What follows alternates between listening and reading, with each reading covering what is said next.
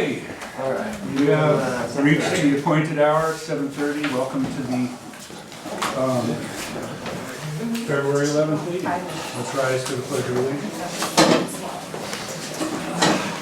I pledge allegiance to the flag of the United States of America and to the republic for which it stands, one nation, under God, indivisible, with liberty and justice for all.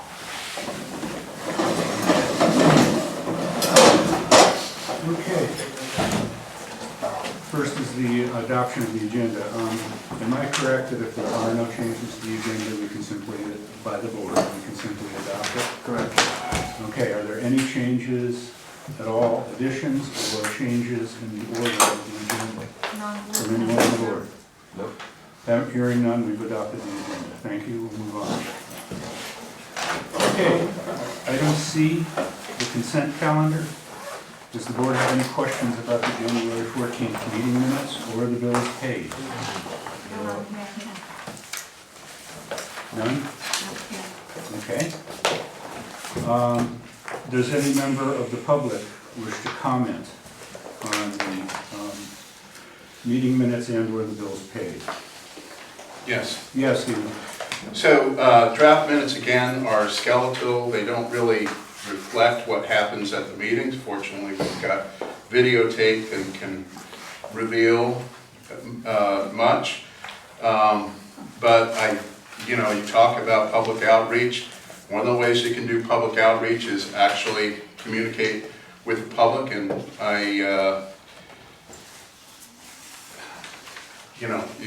your actions speak louder than words.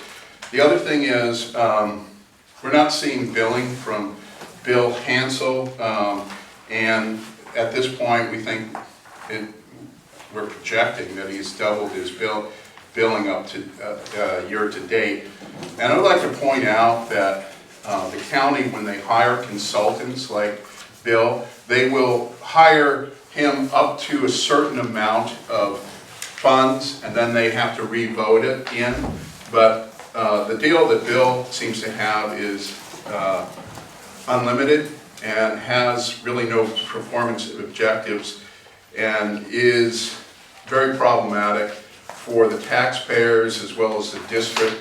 I don't see, if the way we're conducting this adventure, that we're going to ever stay within reasonable budgets for this maintenance facility that you want to build. So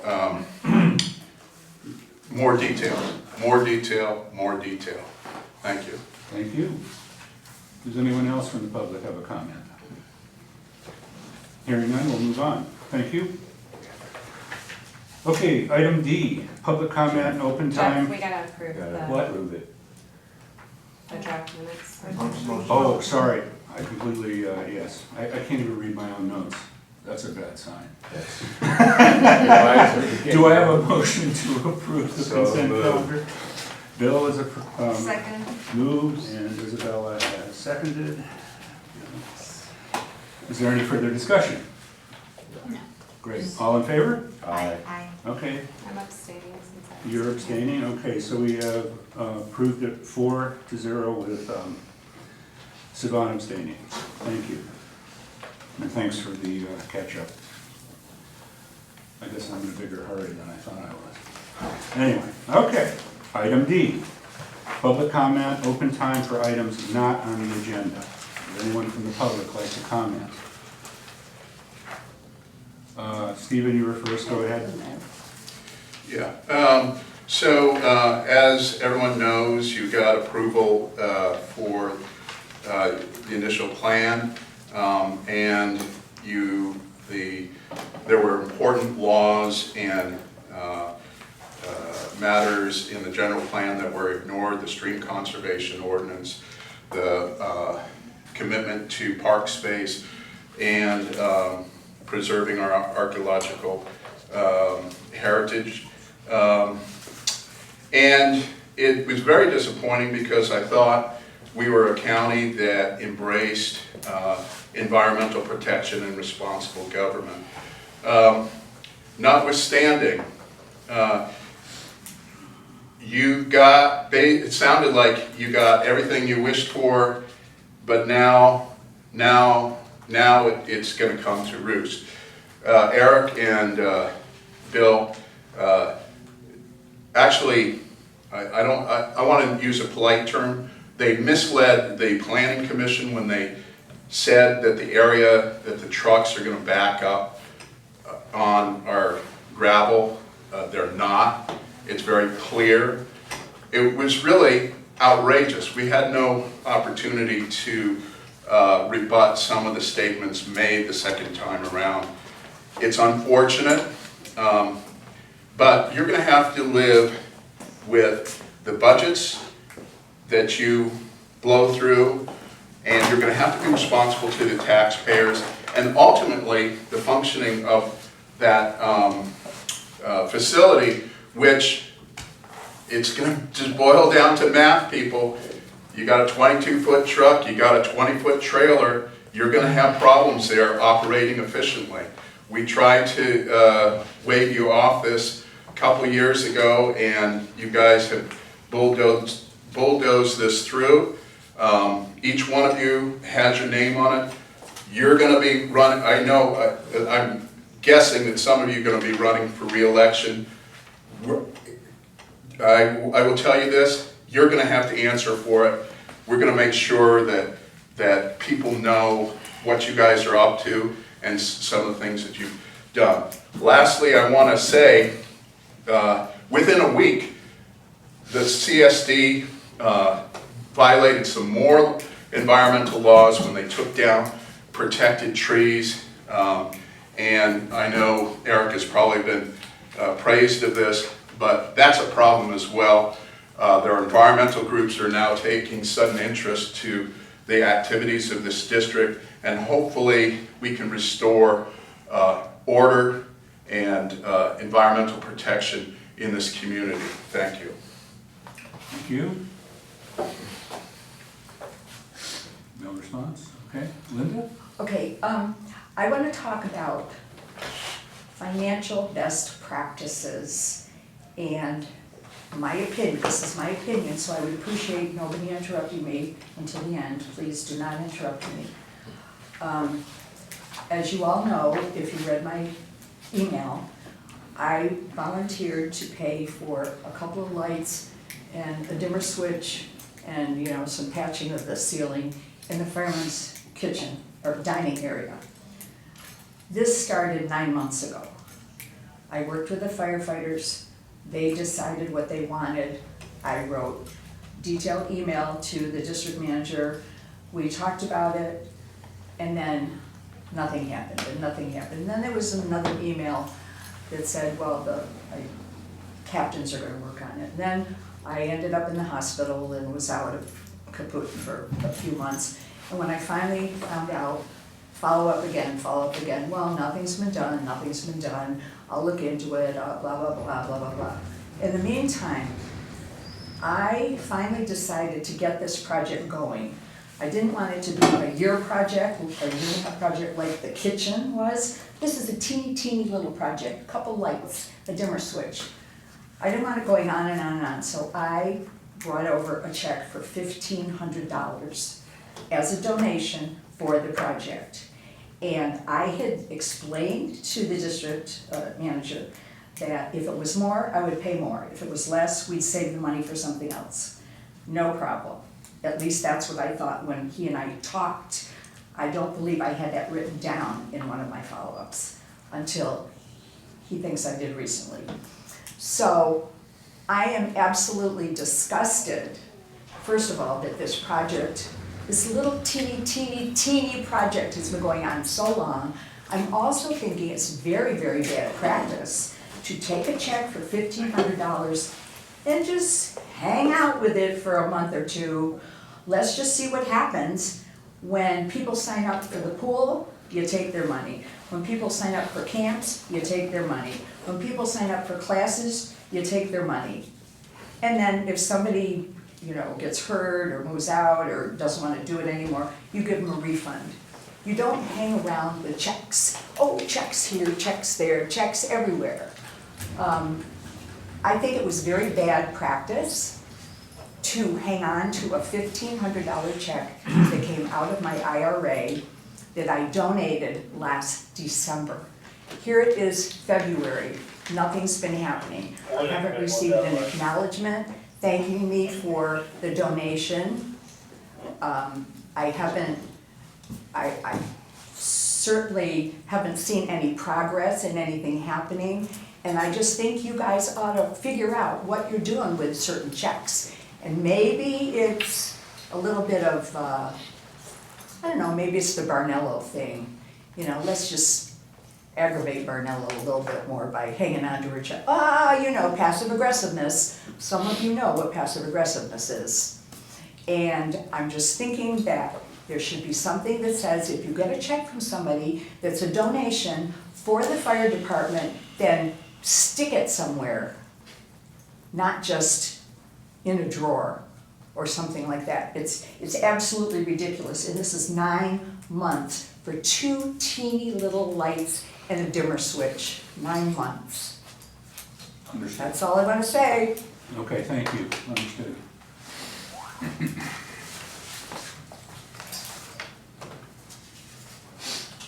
Is there anyone else from the public that has any comment? Okay. Don't need to approve this. Good. Moving on, district manners, item E.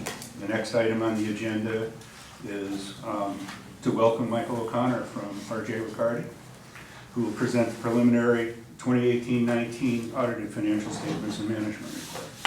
Michael?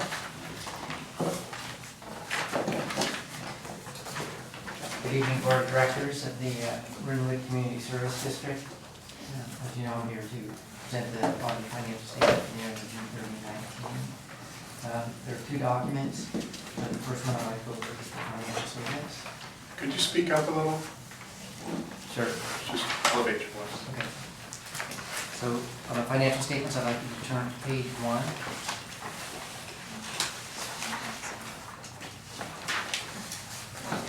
This is our auditor's opinion, and it's actually on 2 pages.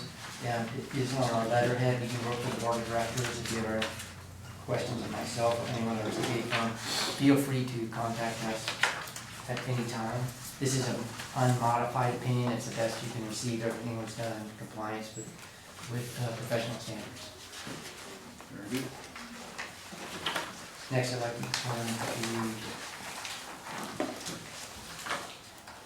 8.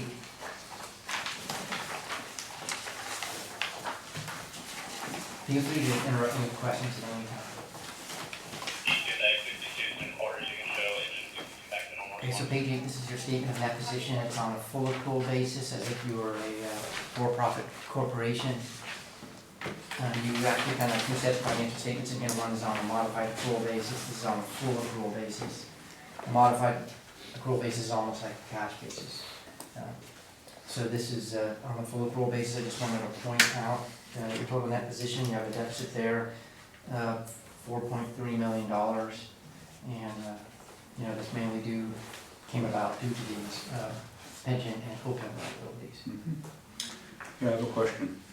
I use a particular term when an entity's liabilities exceed assets. What is the preferred term? Bankruptcy. Liabilities, well, you have basically a deficit position. I've used the term technically insolvent. Is that incorrect? I would say yes, it's incorrect here. Okay, what would be the preferred term? It's not insolvent. So these liabilities are way out in the future, and there is no amortization schedule to pay these off. Mm-hmm. And they change every year. This year they went in the actuarial calculations, went in the district's favor, and they reduced the liability. Mm-hmm. The general manager and the staff and the board are making efforts to put money aside for these liabilities. Understood. So this year was a good year. The economy is booming, and the district felt that they had a good year. And so obviously they're putting money away for the main years and also for these liabilities. So that's a good practice. But the district is making their payments on these liabilities. There's no you know, in the future, in the near future anyway, of seeing that not happening. Mhm. They've always made their pension payments historically, so the payments are being made. You have these big liabilities out there, but there are things outside the district control, as far as, you know, whether they go up or down. And again, there's no amortization schedule like a mortgage would have, Correct. or a car loan would have, so you can really feel exactly what these liabilities are. So Right. anyway, so I would not say you're insolvent. All your bills, if somebody's insolvent, they're not paying their bills. Mhm. The Okay. district is on top of all their bills. I think that's why they use the term technically, but yeah, understood. I appreciate the explanation. On the next page, you have page 9, this is your statement of activities, and it is the result of your, all activities for the district for all your revenue and expenditures. It starts off with expenditures. The district is in the business government agencies are in the business of providing services. These are the costs of the services, $5.1 million. Then you have charges for services that the customer pay. And then what's left over is you got about $2.5 million of the taxpayer subsidized, after which you received over $3 million, and you ended up with that excess of revenue over expenditures of $921,000. Mhm.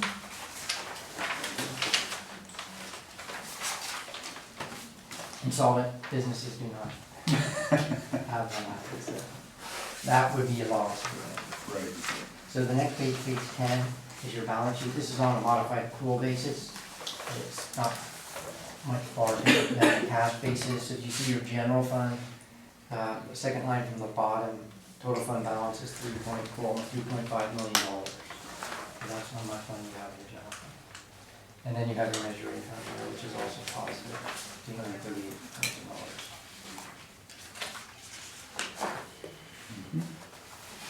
And you do have some of the funding assigned, and I know you're gonna be doing more of that in the future, as well as increasing that annually, so. Exactly. Page 11 is reconciling this with the full accrual statement. Page 12 is statement of revenue and expenditures, the change in fund balances, again, is modified accrual. This third line from the bottom, your general fund had more revenue than expenditures of $893,000 approximately. Page again?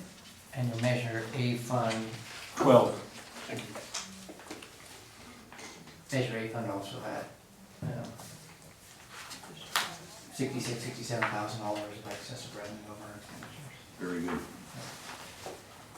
Behind these pages, you have your notes and financial statements. It talks a lot about the district's policies and particularly the county policies, as far as your debts, your pension plan, your OPEB plan, capital assets that they're comprised of, the related appreciation on those, but I didn't want to point anything out. If you have questions at some point, you can always feel free to contact me. Thank you for the material. There is also a management report. Mhm. We do look at the district's controls and how they safeguard their assets due to fraud or error. Really, one observation, which has been a week of reconciling tables, actually goes to the general ledger, and they've gotten halfway through that, and they'll complete that the rest of this year. Very good. And Okay, that's it. excellent. Questions? Just again, for public record, have you found any irregularities or systematic issues that would question the appropriateness of this operation? We did not, no.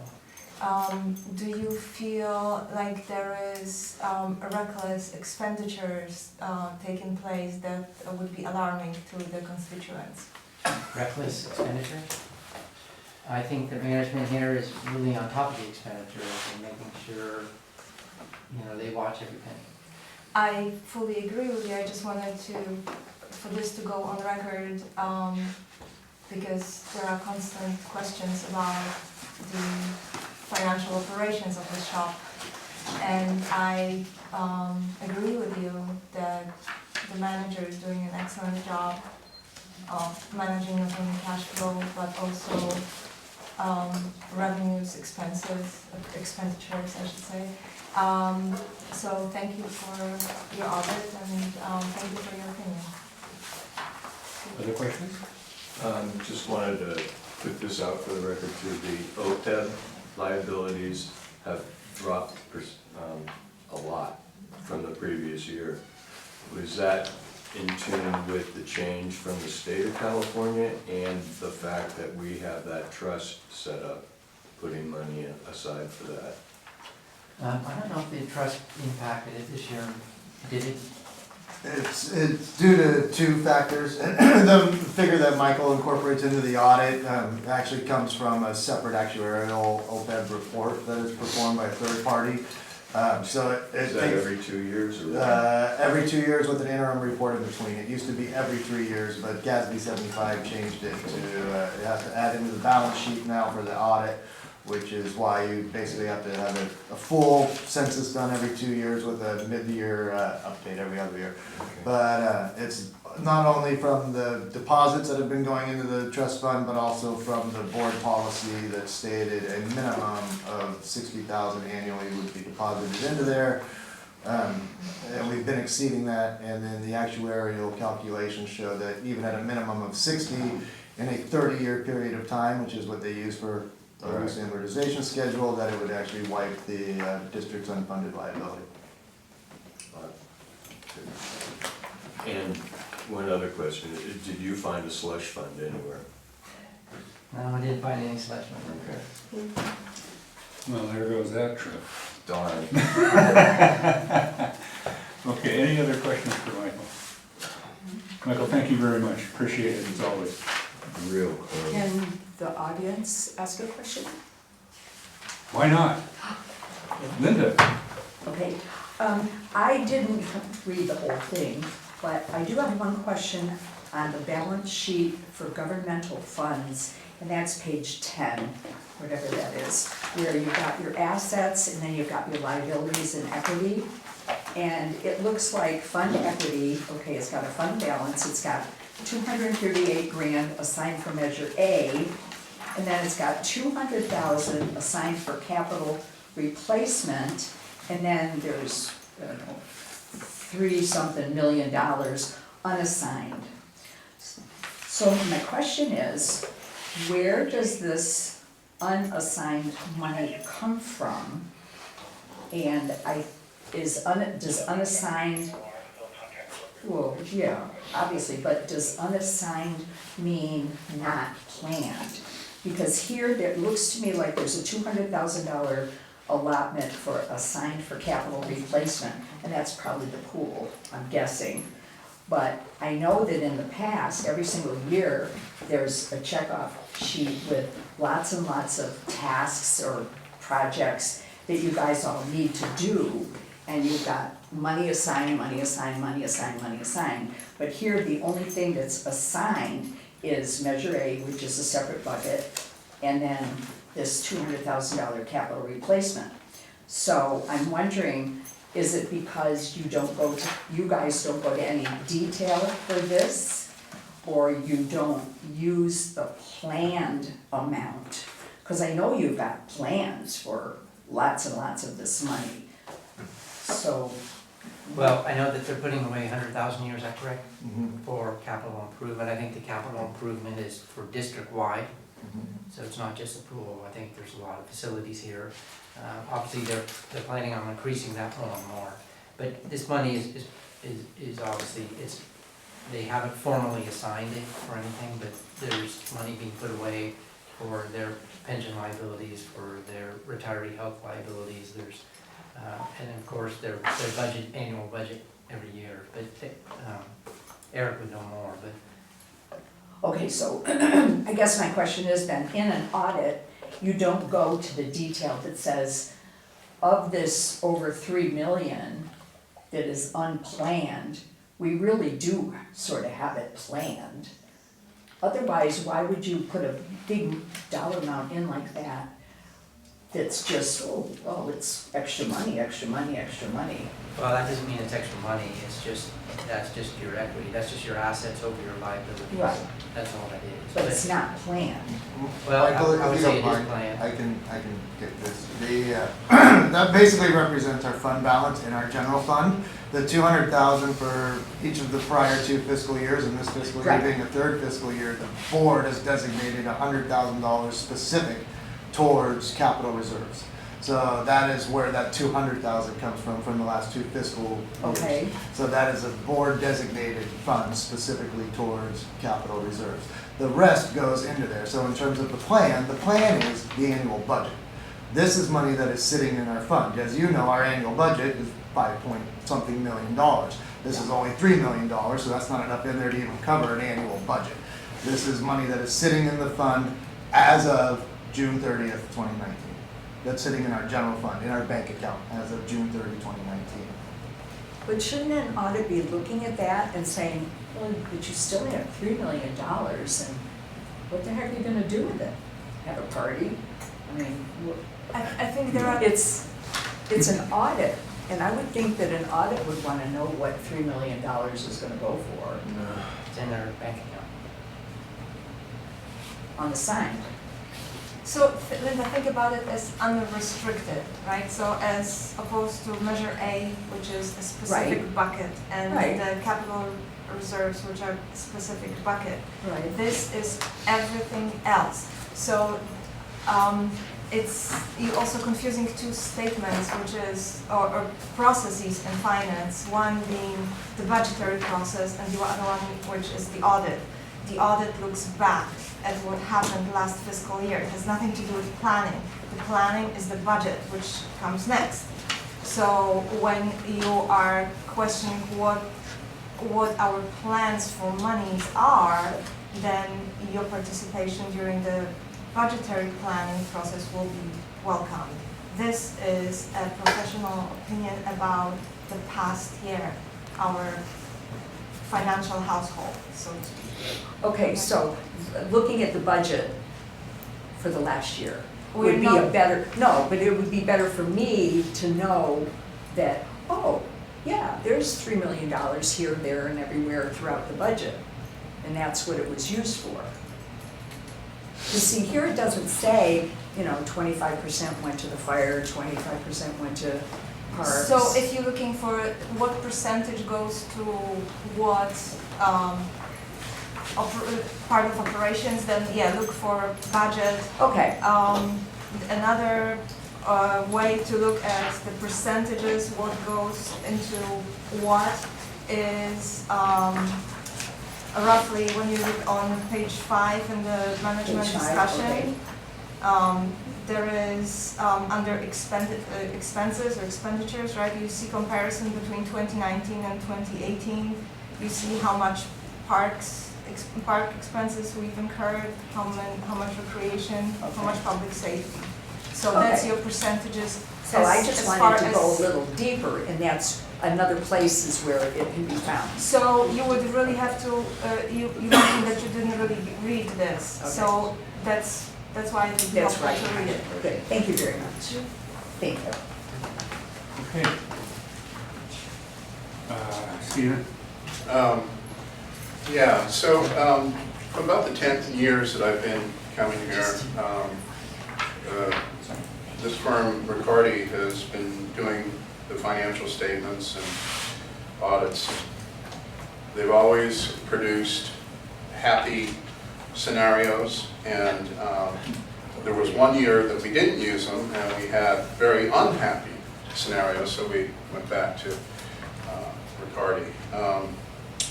There are limitations to this, and I actually don't, I understand, I forget his name, I understand what he's saying, that the district has the money in the right columns. However, his assertion that costs are well controlled or something that quite frankly he would have no knowledge of. I'll give you an example. This falls on our staff. We had a problem in the park, had to repair our pipe. The district manager went out, found somebody who could do the work, did not price shop it. The job was done in roughly a day and a half. And I think we paid him, what was it, $50,000? Lots of lots of companies in that business, and for the life of me, I can't see how you can call that responsible financial management. Likewise, we have issues with liabilities which do not show up here, but are substantial, and those are the legal liabilities. Case in point, the Millers. You've been fighting them for a year, and I guess either you've settled or you're close to settlement, but that money is going to come right out of the taxpayers' pockets. You've also changed the spending thresholds that do not require a public discussion. So now the manager can commit very large sums of money to projects without competitive bidding, and we are really not facing a rosy scenario. We should be looking at this with great caution, because after all, at the end of the day, when you have a credit card debt of $5 million more than you have, you are insolvent. That's how most people understand it. I understand the gobbledygook of pensions, but ultimately that is an obligation that we must pay. And when we have a situation with this maintenance facility where the architect has no performance, is basically bills as he sees fit, and there's no performance objectives, you're not discussing the budget for that project, you guys are actually hiding a lot. Yes, all the numbers probably add up, but it's the truth that we really need to look at. Thank you. Any further comment? Bill? Michael, thanks again for doing a great job for the district. Sorry that the prior comments don't really understanding what an audit actually is. But as usual, your firms analyze the district processes, and I personally appreciate your work and continued work on it. Thank you. Thank you. One more question from the board. The reason we continue to hire your company is because of your expertise in government entities, or audits of government entities. How many years of experience do you have doing that? Me personally, The firm? the firm started in 1975. And you've been doing government audits since then? Yes. That's the date of my birth. I'm not going to age myself. Okay. Thank God this room can count. Anyway, is there anything else from Michael? Just thank you to Michael and his staff. They're always good to work with and easy to work with and accommodating to our needs and our schedule, and I just appreciate the professionalism by which they operate. So thank you. And one thing also I would like to add is it's very nice to see on the end of the management report there are fewer and fewer items to be worried about every year. Thanks for your stewardship in that regard as well. Thanks again. Appreciate your time. Thank you, Michael. We need a motion to accept as presented. Okay, So go ahead. Second. Okay, I have a motion to accept from Bill and a second from Leah. Is there any further discussion on accepting the audit? Hearing none, all in favor? Aye. Okay, that's unanimous. Thank you. Okay. Item E2, fiscal year 2019-20 second quarter P&L budget to actual variance report. Eric? Great. Well, to be parlaying off of the last topic, this is an unaudited financial statement. These are just looking at profit and loss, basically budget versus actuals for quarters 1 and quarters 2 combined.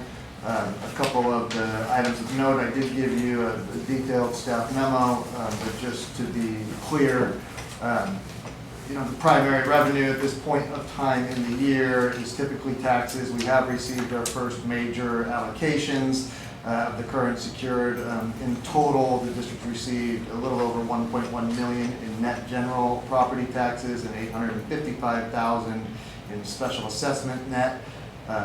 It should also be noted that as of Q1, our general fund had earned a little over $17,000 in interest alone. That does not include Q2 because they haven't calculated or allocated what our Q2 interest will be, but that 17,000 already exceeds the planned budget amount for the entire year, so that's a good notion. And again, it's been several years since we've needed to take out a dry period loan through the county, so hopefully we can stay on that course.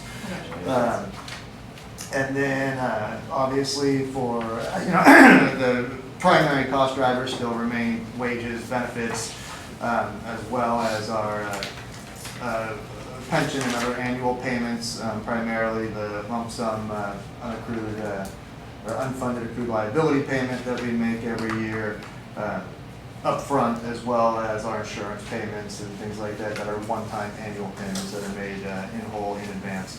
Q3 will bring in recreation program registration funds as that gets ready to open up, including pool activities. So that will bring in a significant cash inlay in addition to the continued intake of various property and special assessment taxes. Cash balance as of January 31 was stated at 3.57 million. I chose January 31 instead of December 31 just because it's more recent and I thought it was a better thing. That is a significant increase over last year of almost $1 million cash in hand at the point in time. So we're doing good there. And then obviously during the first 6 months we continued to deposit another $50,000 in accordance with the budgeted amount into the district's OPEB trust. Otherwise, I tried to give you some variance notes at the end of the financial statement. But if there are any questions, I will do my best to field them, recognizing that I don't have all of the backup data immediately in front of me. Okay. Any questions from the board? Just a short comment. We have, due to your very acute fiscal leadership, we're saving $30,000 a year just in making payments, one lump sum ahead of time, making sure we don't take out, what are they calling it? Dry period loans. Correct. So, thank you. Well done. Yes, thank you. Any questions otherwise? No. Any questions from the public? Yes, Steve? Yeah, first of all, I guess I don't want to be Mr. Doom and Gloom. I want to be positive where it's warranted. I do think we do have a better handle on what's going on than we have in the past, and that's due to Eric's and his staff's work. So I want Eric particularly to hear that. Getting back to reality, though, I think there's two things that are going on. We have higher real estate values than ever before, so that's higher tax revenues. And our programs continue to do well. They're some of the best. So these are two economic engines that we have long-term that can bring us into full solvency. And I'm sorry to say, I agreed with your first statement that Jeff, that we are insolvent, as are a lot of districts, but we also have some great advantages.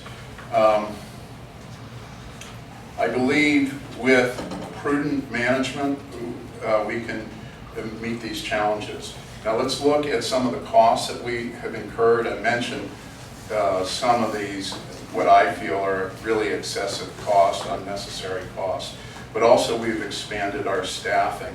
which hurts us short-term and long-term liabilities. I do not know why we employ so many people on a full-time, year-round basis. I mean, it's nice to do, but is there really work for them to be productive? I kind of think that that needs to be examined, and decisions need to be made to trim operations. This is what normal businesses do. I know you're all proud of your business experience. I know you all have business experience, but I can't imagine you running your businesses or your personal lives like the district runs our budgets. Okay, thank you. One correction, our staff components are the lowest they've been since I've lived in this community. We have not expanded, we have actually contracted. In the office staff, that's not true. In overall staff. Well, Okay, anyone else from the public like to comment? Okay. No. Okay, moving on. We need to approve it. Thank you, Eric. Yes. For the presentation and the work. Item E3 is a resolution regarding the offer of open space in the Oakview subdivision and places resolution 2020-01 before the board. Does the board have any comment at all on the presentation? Questions? Kind of straightforward. I'm thinking that we don't need any more liabilities piled up. Okay, yeah, to clarify, the motion, or I'm sorry, the resolution is to decline the offer of open space in this Oakview subdivision, which then may be offered, I believe, to the county, that if we do not accept it.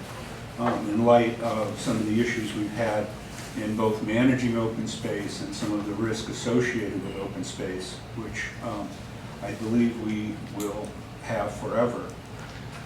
I don't believe that it's in our best interest at all to accept any new open space. And that's just my feeling. I don't think, by the nodding I'm seeing, I don't think anyone on the board feels different. However, nothing else? I just want to be clear, there's two Oakview developments. There's the senior development, and then there's these properties. And what we're talking about is the land next to the properties right off of Lucas Valley Road, is that correct? It doesn't include the land that's along Miller Creek, because I do think we need to hang on to that, or that needs to be in a protected status. This is, thank you. I think this is what's used to be referred to as the Daphne property. Correct. This is sort of at the intersection of Las Colinas and Lucas Valley. Yep. If you understand what I'm saying. Yep, yep. The other, By the way, I fully support the it. senior facility is actually informally referred to as the Oaks. Okay. Yeah. Any questions from anyone? Can I have a motion regarding approving the resolution from anyone on the board? So, Leah to move, and then Savannah second. Sivan to second. Okay. Any further discussion? Okay. All those in favor of approving resolution 2020-01 to decline the offer of open space? Say aye. Okay, that's unanimous. Thank you. All right. Okay, moving on to item E4, the district manager's report. But the last item was one of the more interesting ones, but we moved right through that. On the district manager report, just a couple items of note. Obviously, there's been a lot of other items in this agenda that have been consumed in the last month or so. One, obviously, was brought up at the beginning of the meeting. We did, Bill Hansel of Hansel Design and myself presented to the Planning Commission on January 27th the merits of the park maintenance facility project. It was unanimously approved by the planning commission as presented with a couple of very minor conditions attached to it, having to do primarily with screening for one of the homes located directly behind, and the appeal period has already come and gone. So now with that, Bill and I have already started getting together and talking about what our next steps are, trying to develop a calendar in terms of estimated timing, adding in some contingencies, and as we do that, we will be sure to present more updates as these come along, and working to identify other consultants who will be needed, such as structural engineering, civil engineering, landscape design engineering, so on and so forth, and then we'll be able to move into the building permitting stage, which will also be laborsome and cumbersome, I am sure. Otherwise, moving forward, we're also, I'm already began working on the fiscal year 2021 budget creation for next fiscal year. I did include a brief schedule of when those will be presented. As you can see here, it's 1, 2, 3, 4, 5, 6 various public meetings that the draft of the budget will be presented leading up until final adoption. So those will be coming in with the next board meeting. Very good. Any questions for Eric on either of the two items? I have a couple if nobody else does. These engineers and consultants, are we going to be going through a bidding process to identify who is going to be involved? And are these, I'm assuming that they may be subject to all of the rules, cost levels, et cetera, that, for a public entity. Is that correct or not correct? Not entirely correct now. These Okay. are consultants that you bring on. This is an actual cost of construction, so. Okay, so they do not necessarily apply to that particular Right. rule. Okay, well, that's good. How about public bidding? They would like a formal RFP process? Mhm. No, but we will certainly go out and get as many bids and proposals as we possibly can.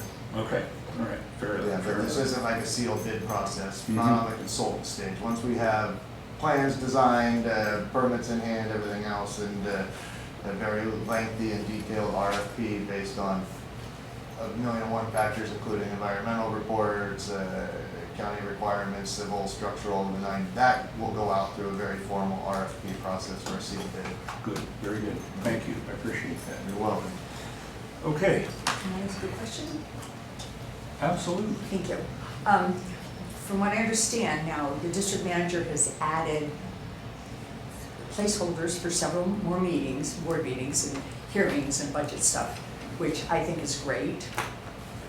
What I'm wondering is, is there any thinking going on about reducing the number of fire commission meetings and reducing the number of park and rec commission meetings? Because there doesn't seem to be a lot of interest in either being on the commissions, and it also doesn't seem to be holding up very well that everybody can attend, and maybe they need a little extra time off. So I was just wondering if that had any effect in any of this planning for extra meetings. That would be reducing meetings, commission meetings.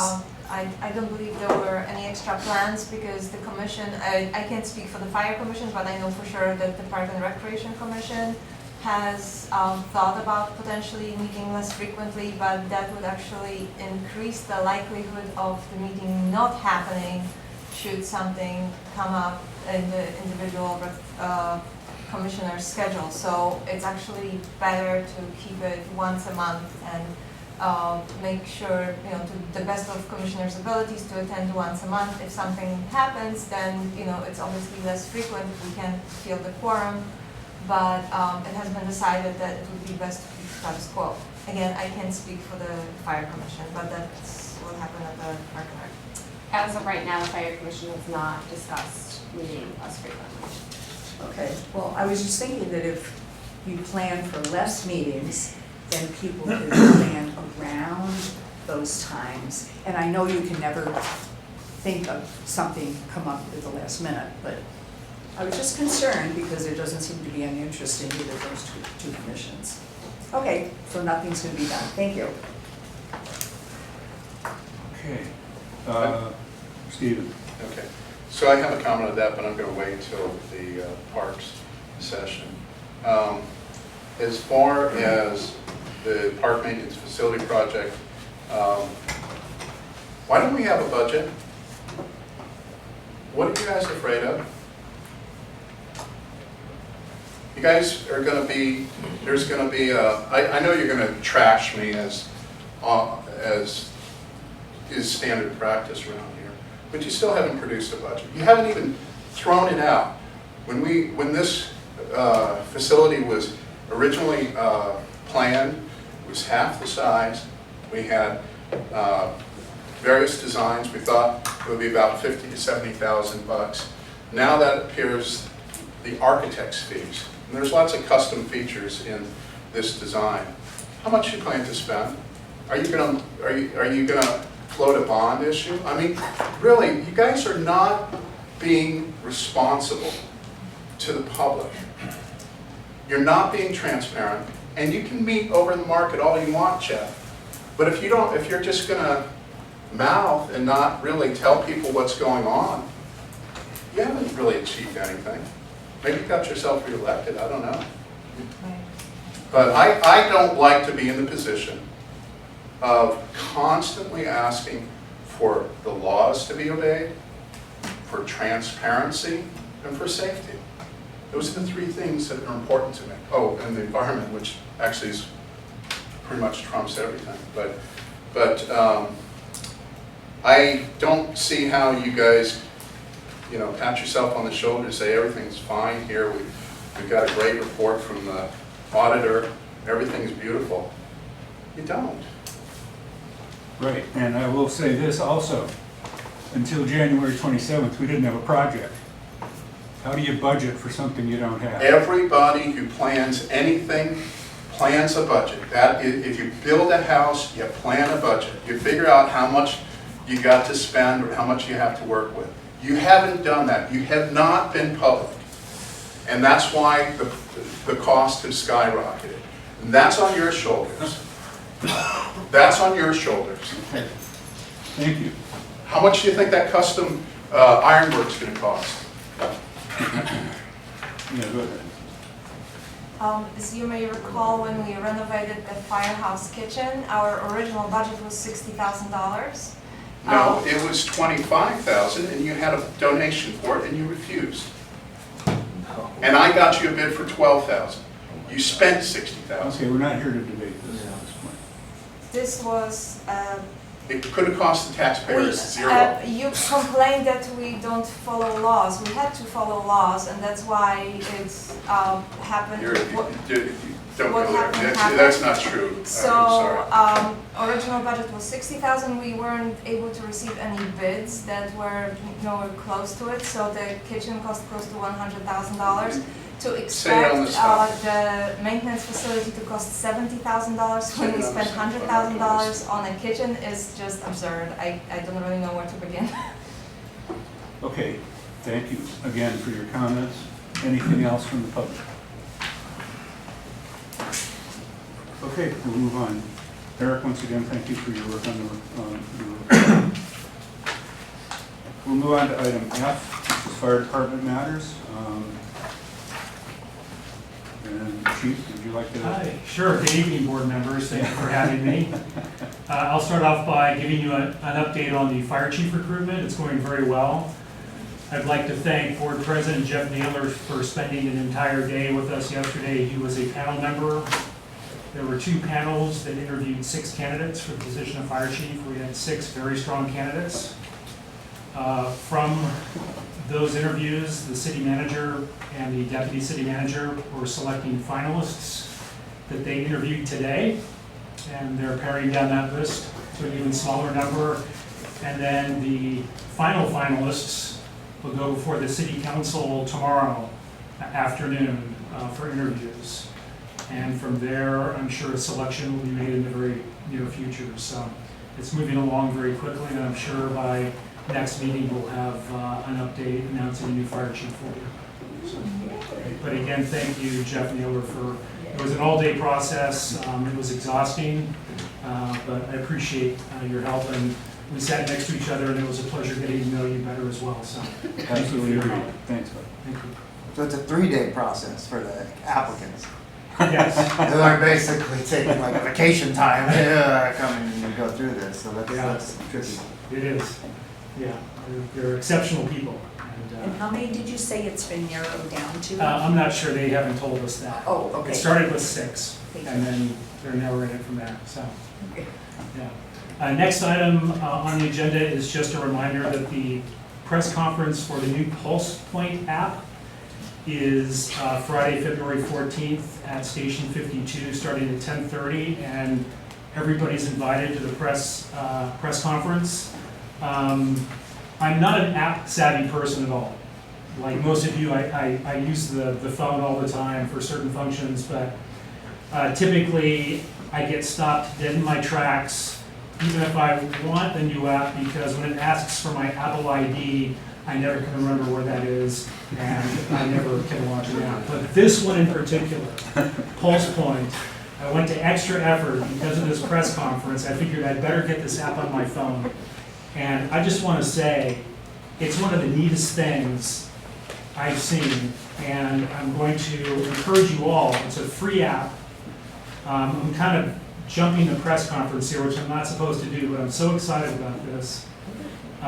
You can download this app free, and what it does is, by just opening it up, it shows you every call, fire and EMS call in Marin County that's taking place right now, and those that have taken place in the past few hours. So for instance, if Engine 58 were to go on a call right now, we could all just open our Pulse Point app and see where they were going. Now, if it's a residence, it won't give the address numbers, it'll just give the street. But if it's a business or a facility like this, it'll actually give the address. So you'll be able to know what's going on. So let's just say, for instance, this summer, you see smoke and you hear sirens, you can open your Pulse Point app. It opens instantly, and you'll be able to find out what's going on and who's responding. Pretty neat. And then there are options. If you want them, you can activate them. If you're within 500 feet of a reported cardiac arrest, it'll notify you in case you want to help with CPR. Now again, it won't give you a residential address number because we don't want people running into people's houses saying, I'm here to help with CPR. But this is actually saved lives, this app. This app is live in other counties. It's been live in Sonoma County for several months now. It's going to go officially live on Friday in Marin. It will also point you to the nearest defibrillator. So, like, if there's a cardiac arrest in this building, for instance, it will notify you if you're within 500 feet of it. It will tell you there's a cardiac arrest and point you to the nearest publicly accessible defibrillator. So, it's a phenomenal app. And I have it open all the time just to see what's going on around the county. So, Okay, and this isn't beta software, this is actually live right now? yeah. Great. It is. So it's really neat. Something else that's also really neat is we're doing a medic rotation. We have our medic with us here this evening. Let's do a PCR right now. Oh, he's doing PCR. He's doing medical reports right now. That's cute. That's good. So medic rotation is this. What we're doing is we're taking the Marinwood paramedic and we're rotating him or him onto a Santa Fe ambulance so that they get a little bit more active experience, more patient contacts, and able to treat a patient from the scene to the hospital. Typically, an engine medic might just treat at the scene and then hand off to the ambulance medics. So we're just wanting to give the Marinwood medics more patient exposure and the opportunity to work in the ambulance.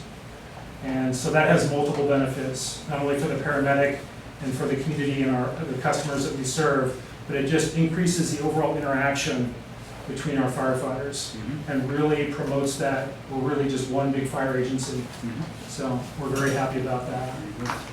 I have a question. How do you fill that empty With the space San Rafael firefighter. with the Santa They Fe just paramedic? trade. Yeah. Thank you. They just trade. Yeah. That's good. Yeah. So there's no overtime right now. Something else on the EMS front is something called the Direct Connect Pilot Project. Many of our EMS calls, a significant percentage are for patients, customers that call 911 several times. Frequent flyers.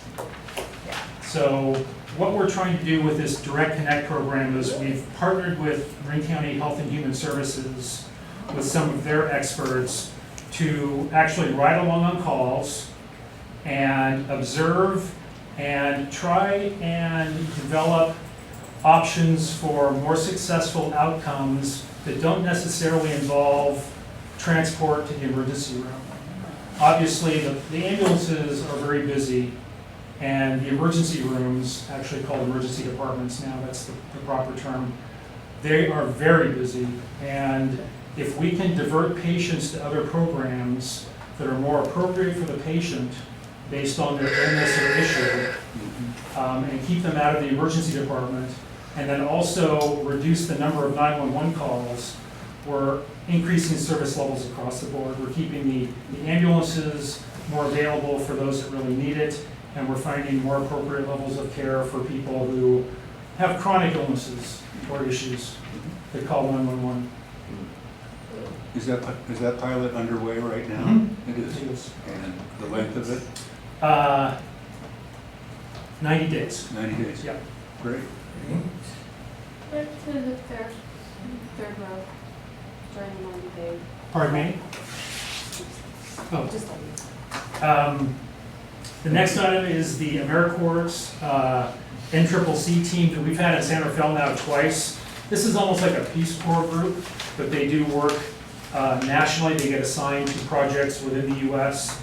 And Quinn Gardner, our emergency manager, who actually was an AmeriCorps member earlier in her adult life, has been instrumental in getting these teams into San Rafael for up to 10 weeks at a stretch. And what we've been doing is housing them at one of our temporary fire stations that we've used during our facility construction projects. So we're able to house these people, and basically they're working full-time, 7 days a week, doing vegetation management projects in San Rafael on both public lands and in some cases on private properties for people that can't afford to do vegetation clearing. And so what we're doing now is our district manager, Eric, and Sean Rule, one of our vegetation management inspectors, who's also a Marinwood volunteer firefighter, by the way, which is great. There's a real connection there. Along with Quinn, are in the application process right now to get another team back here later this year to do work mainly in Marinwood this time around, in Upper Lucas Valley, those areas. So we're in the process of filing that application, so we're very excited about possibly getting one of these teams back, because they do a lot of great work. That would be great. To follow up on Yeah, that, thanks. the AmeriCorps folk have certainly let us know that they expect this to be an incredibly competitive round, with much more requests than they have ability to do. So I like our chances, but it's a grant application, and you never know until you get awarded. Understood. And if we don't get it, we'll just keep applying. Right. And Quinn Gardner is very persistent on these fronts, and she is well connected too with the AmeriCorps, so thank you. Yeah, and San Rafael staff, especially with Quinn and Sean, they've been amazing and have put a lot of time and a lot of work into the application itself, into gathering all the proper demographics, and getting it to me at a point where it's in far draft form, so then we can sit down and really refine it and fine tune it and expand it a little bit by the time it goes out. So without their help, there's no way we would have time to put it. It's a complex application process. We would not have time without the resources that they have provided simply as part of the relationship. So Is Sean Rule is he a constant contact with San Rafael? he Yes. is an employee of San Rafael at this point. He's one of our vegetation management inspectors, Okay. but because he's also a Marinwood volunteer, what we've done is we've kind of allocated a certain amount of time for him to actually focus on Marinwood specific Okay. fire prevention, vegetation management, and helping with the application as part of that. Awesome. So again, we just like that connection that he grew up in Marinwood, he's a Marinwood volunteer, he's got obviously Marinwood knowledge, and a real connection, so we're just kind of utilizing him more in the Marinwood area than in the San Rafael area. But he's a San Rafael employee. It's been a nice exposure opportunity for him as well, too, Yes, to work on a absolutely. project like this. So it's really been interesting and really- fun to work with him he's a on really it. good guy. He's great. Yeah. He's an excellent. Excellent, excellent. What is his name? Sean Rule, R-U-L-E. Well, the cooperation between the two departments continues to make me feel very confident, and I appreciate all of the efforts and all of the It's, initiatives. I consider it seamless, I consider it, we're one agency, Very good. and your employees are a very high value. Speaking of which, on page 2 of the report, we're about halfway through with the next firefighter recruitment class. This is a class of 4 recruits that will become San Rafael firefighters. They're going through, is it 8 weeks it's 8 weeks, right? It's 8 weeks of intensive fire academy training, basically Monday through Friday, 8 to 5. And the Engine 58 crew has been instrumental in assisting with the training.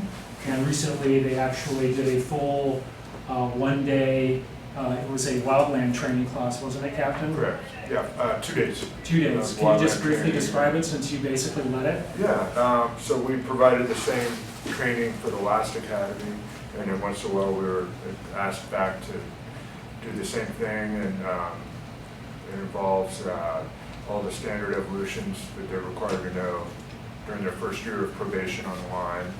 Progressive hose lays, some of you may have seen them up on the hill here in St. Vincent's in the summertime, so we went back to that area and got them well versed in those skills. And we get a lot out of it too, just having the opportunity to train them, and we use that to keep our skills up to code as well. So. And it just increases the collaboration and builds the relationships between all the staff members, which is wonderful. Very good. And then the last item is just a quick update on the Marine Wildfire Prevention Authority, which continues to form, but obviously is unfunded. Measure C on the March 3rd ballot will determine whether or not that rolls forward. It's got 3, this is just very broad-based, 3 primary areas of focus: defensible space around homes, businesses, and critical infrastructure, vegetation management and fire hazard reduction, early alerts, mass notification, and organized evacuations. In late January, Quinn Gardner did a great job of giving basically an update on the city's wildfire prevention and protection plan, and an update on the authority. We had these 3 meetings throughout in various points around the community, and we had some Marinwood staff and residents who attended those as well. And the call activity for January will provide that on the next staff report. Our data analyst specialist, David Catalanoto, his wife had a baby last month, so he's been off for several weeks, so I wasn't able to get the data from him, so we'll just have 2 months worth at the next meeting. Okay. Very good. And that's it. Any other questions for the chief? That's awesome. Chief, thank you for your report. Help me understand this. We are now fully staffed, correct? Our department is fully staffed, correct? Marinwood? Yes. Yes. Why do we still have overtime costs of like $25,000 a month? Well, you're gonna have overtime if somebody calls in sick. You have a minimum staffing requirement of three people. So you have to have 3 people on duty per day. It's just like San Rafael and most fire agencies. So if there's somebody who's sick, or on vacation, or on workers' comp, and there's a vacancy, you need to backfill that, and that's backfilled with overtime. So did we have people sick or on vacation in this case? I would assume that that's typically why you see Yeah. overtime. Also, sometimes overtime is paid for special projects or training. We send firefighters off for training maybe on their days off. They would get paid overtime for that. That can happen on occasion, so I'm just kind of giving you a general summary of what generates overtime.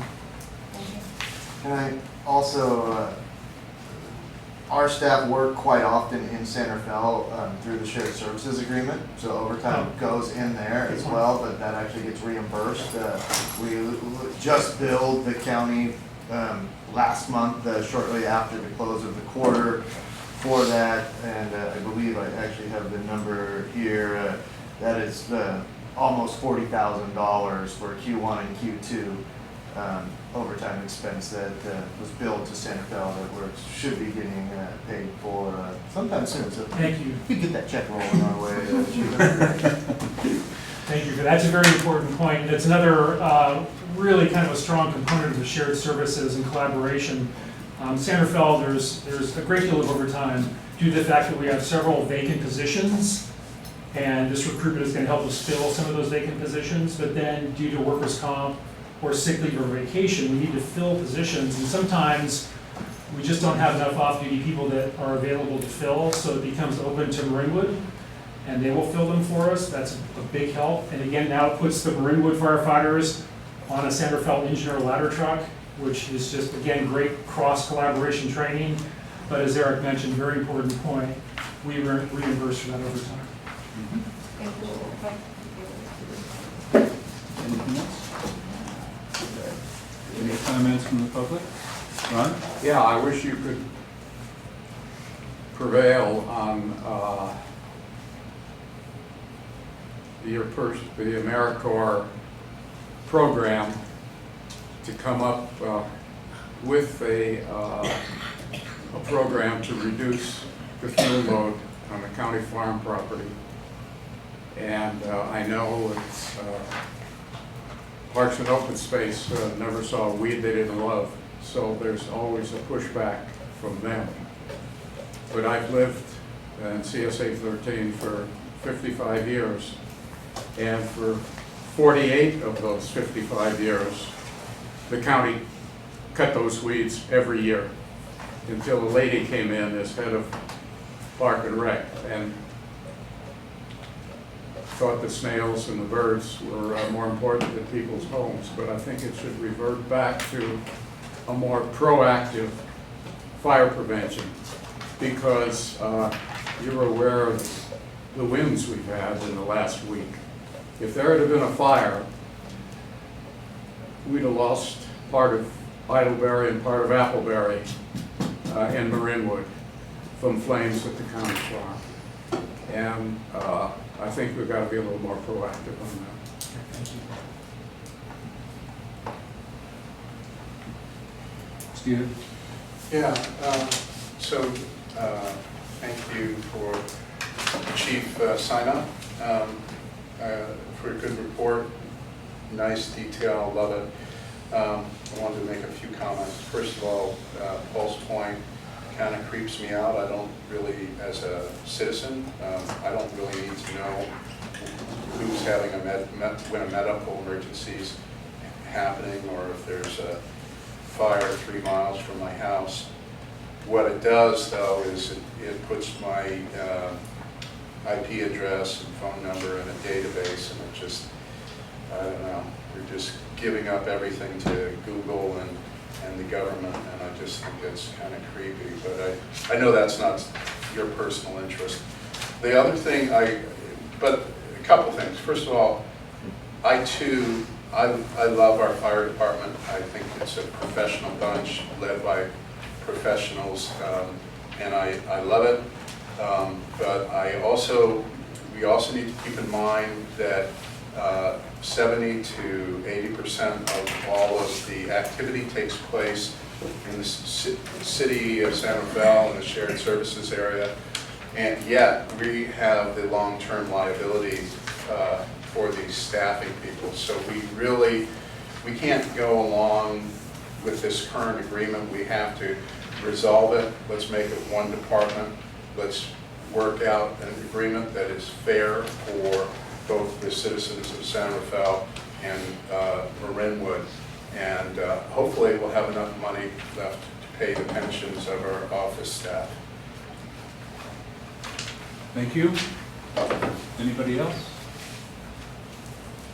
Chief, once again, thank you for the report. Appreciate it. Next Fire Commission meeting is March 3rd.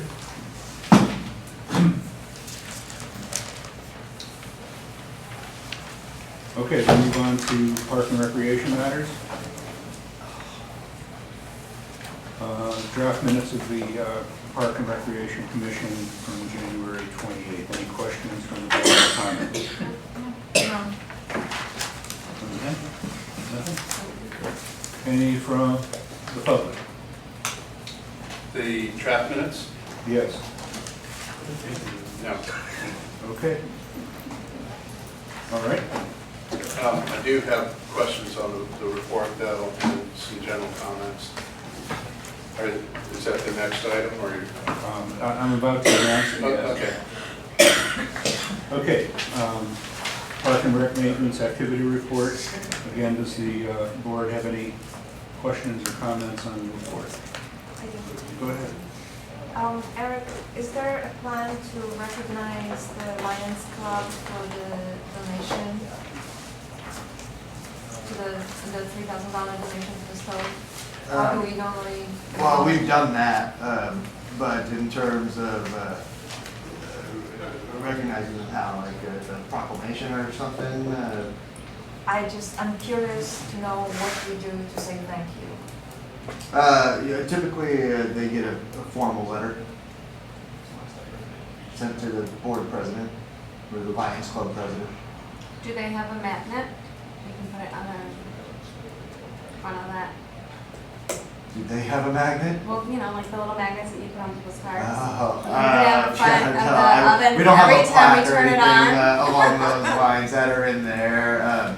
And to be clear, too, I mean, they use the oven as much as any other group uses the I know. oven because they're in our facility. I mean, this is a kind of a two-way street on this one, so them matching basically the cost on this fairly closely matches the use on it as well. The Lions Club typically gives us an annual designated donation towards a need that we specifically requested. This year it was the oven. We actually got this donation from them last fiscal year. And then finally we're able to locate the proper oven and get that put in just recently, and now it's in there working. Okay, All so it's in, and they're components. working, and the one that's in the Everything. hallway is our old one. That is the old one, correct. We don't want it to go away. Apparently not. So, We're gonna sell it as a piece of art, a trove of art, you know? It is, yeah, we're determining what to do with it. It doesn't have a lot of salvage value to it. The oven itself doesn't regulate cold temperature properly, and there's a reason it was replaced. Yes. Okay. Any comments, any further comments or questions? On the oven, or what As are we? well, we'll talk later about who's taking what shift at Grace Glass. We'll talk about that offline. Are we talking about the oven? I'm confused. You started talking about the oven. That's okay, I was just about to open up the topic to the public. Would you like to talk? Well, I don't have anything to say about the oven, but I do have some other things to say. Yes, well, we're talking about the Park and Recreation Maintenance Activity Report now. Do you have any comments on that? Yeah, I mean, a couple things, sure. So, last meeting we were here, all of us walked through the main part of the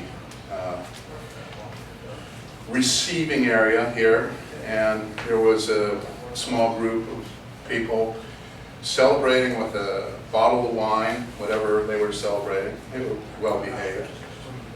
But they were drinking in the middle of our community center, and no one said anything. Not a single word was said. Can you imagine that happening in San Rafael City Hall, Nevada City Hall, any of the other CSDs? Why are we turning our backs to apparent behavior? There's too much alcohol consumed in this facility and in this park, and both are explicitly, well, in the park anyhow, it's prohibited. After the meeting, I have spoken several months about safety concerns after the attempted rape of a minor here with a stolen handgun.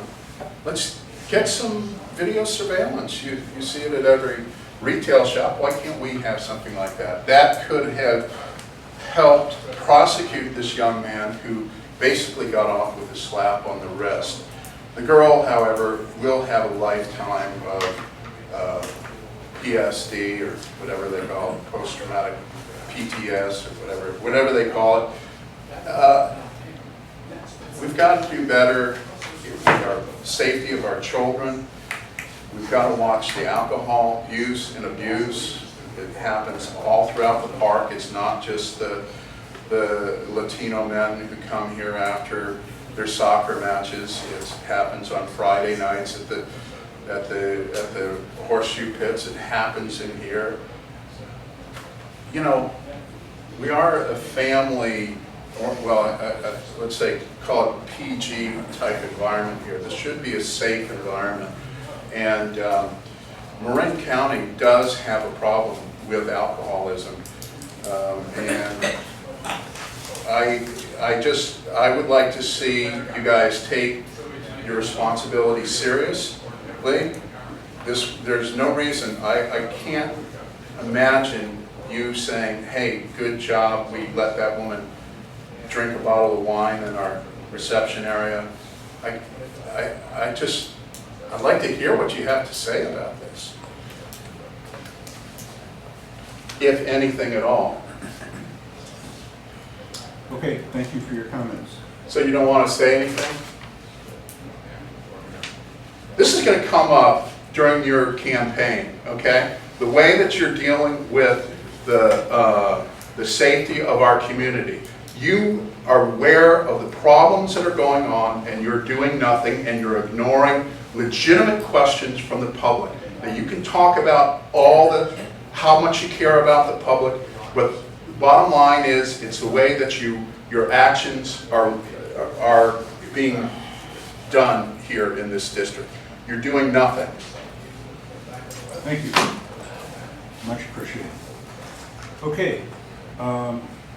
Anybody else from the public like to comment? Okay. Next P&R Commission meeting, February 25th. Are there any board member items of interest this evening? I guess it's Luke's baby. Yeah, congratulations. I was gonna bring that up, as you guys were informed, Luke is on a bit of an extended leave, as is his legal right. His family had welcomed a new child in just last Monday, or I don't even remember what the day was, the second?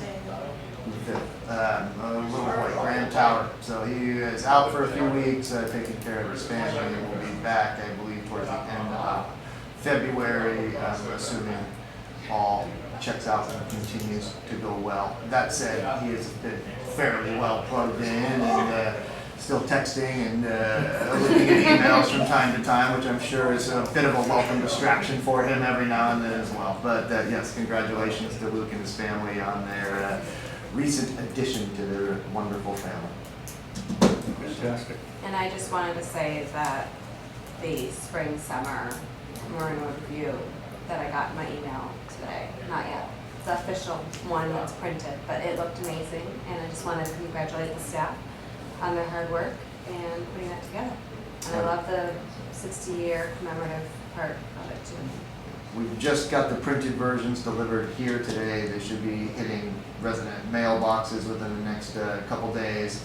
And as Siobhan pointed out, this year we recognize the 60th anniversary of the district, and there's a really neat and fun pictorial as well as some kind of historic notes all about not only the development of the district but the development of Marinwood as a whole. So it was a fun project for staff to work on. I encourage everybody to take a look at it. There's some really neat and historic photos in there.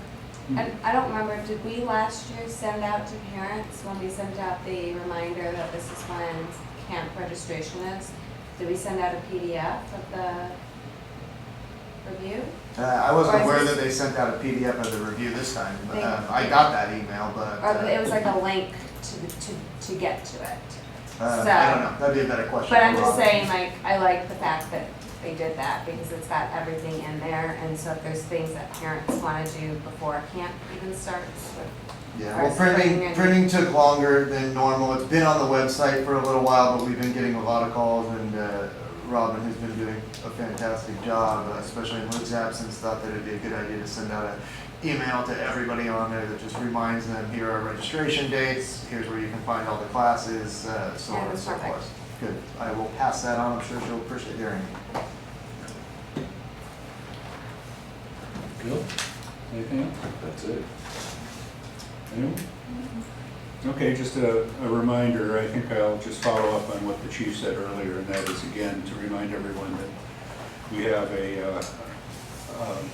several ballot measures that are important in Marinwood coming up on March 3rd, and I encourage everyone in the county, or everyone in the district to vote. Does anyone from the public have any requests for future agenda items?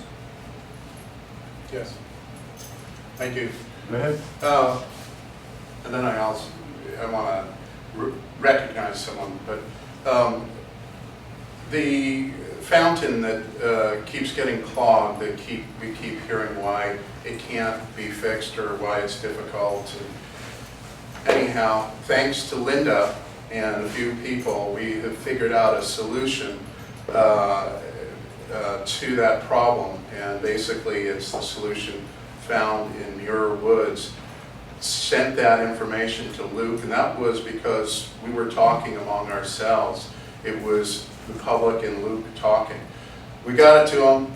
We've got this great design for something that basically it's uses all natural materials and it will not clog. So that problem will be solved if there is the initiative to solve it. So building on some of the frustration that we've had before with handrails, with cleaning up graffiti, with maintenance. Look, I mean, this is basically what you need you guys focus on is the maintenance and safety of the community. Thank you. And I think we should all recognize Linda for her generosity, her perennial generosity to the district. We all appreciate it. Well, I'm hopeful that that solution works out. Yep. Very good. Okay. If there's no other business before the board this evening, I'll ask for a motion to adjourn. So moved. Bill, thank you. I'll second. Isabella, all in favor? Aye. Very good. Thank you all for attending.